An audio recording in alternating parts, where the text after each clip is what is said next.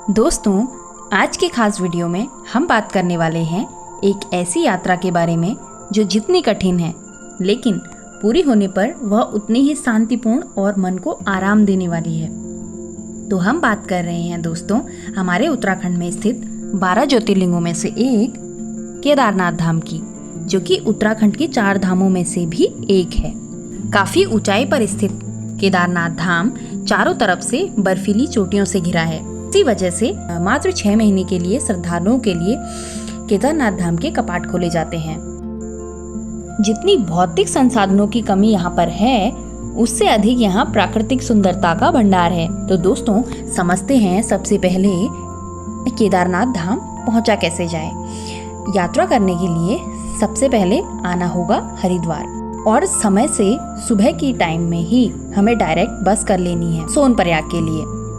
और सोनप्रयाग पहुंचते ही हमें वहां से शेयरिंग टैक्सी करनी है, जिससे हमें गौरीकुंड तक जाना है, जो कि वहां से लगभग 5 किलोमीटर दूर और है। यहाँ पहुंच के शुरू होगा गौरीकुंड से शुरू होता है पैदल ट्रैक, जो कि है 22 किलोमीटर का। और जो मज़ा आपको यहाँ के पैदल ट्रैक में आने वाला है, वही आपकी यात्रा का सबसे महत्वपूर्ण हिस्सा है। 22 किलोमीटर के इस ट्रैक में आप पैदल या घोड़े खच्चर की मदद से पूरा कर सकते हैं, लेकिन यदि पैदल करो तो यात्रा का पूरा आनंद आएगा।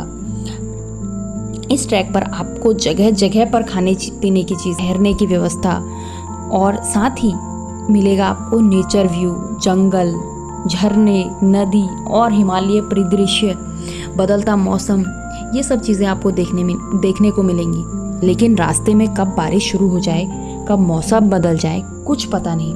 इसलिए यात्रा के दौरान आपको रखना है अपने पास एक रेनकोट, वाटर बॉटल और एक छड़ी, जिसकी सहायता से आप बिना रुकावट यात्रा कर सकते हैं। बस कुछ ही घंटों बाद आप पहुंच जाते हैं केदारनाथ धाम, जहां मात्र प्रांगण में पहुंचने भर से आपकी जो सारी थकान है वो पल भर में गायब हो जाती है और अलग ही शांति का आप अनुभव करोगे। तो दोस्तों, अब समझते हैं मंदिर के इतिहास को। तो 12 ज्योतिर्लिंगों में से एक केदारनाथ धाम में भगवान शिव द्वारा धारण किए रूप के पिछले भाग की पूजा की जाती है। इस धाम से जुड़ी अनेकों मान्यताएं प्रचलित हैं, जिनमें पांडवों से जुड़ी केदारनाथ धाम की मान्यता के अनुसार महाभारत के युद्ध के पश्चाताप के लिए और पाप से मुक्ति के लिए भगवान शिव की खोज करने हिमालय की ओर पांडव गए। तब भगवान शिव अंतर्ध्यान होकर केदार में जा बसे। पांडव भी उनका पीछा करते करते केदार पर्वत पहुंचे। तब भगवान ने पांडवों को देखा। जब वो पीछा करते करते भगवान शिव का केदार पहुंचे, तो उन्होंने देखा कि पांडव वहीं पर हैं जहाँ पे वे थे। तो उनको देखते ही शिव ने भैंसे का रूप धारण कर लिया और पशुओं के बीच में चले गए। तो भगवान शिव के दर्शन पाने के लिए पांडवों ने एक योजना बनाई और भीम ने विशालकाय रूप धारण कर अपने दोनों पैर केदार पर्वत के दोनों ओर फैला दिए। तो सारे जानवर भीम के पैरों के बीच से गुजर गए। पर जब भगवान शिव निकलने लगे, भीम शिव को पहचान गए और भैंसे को पकड़ना चाहा। इतने में शिव धरती में समाने लगे।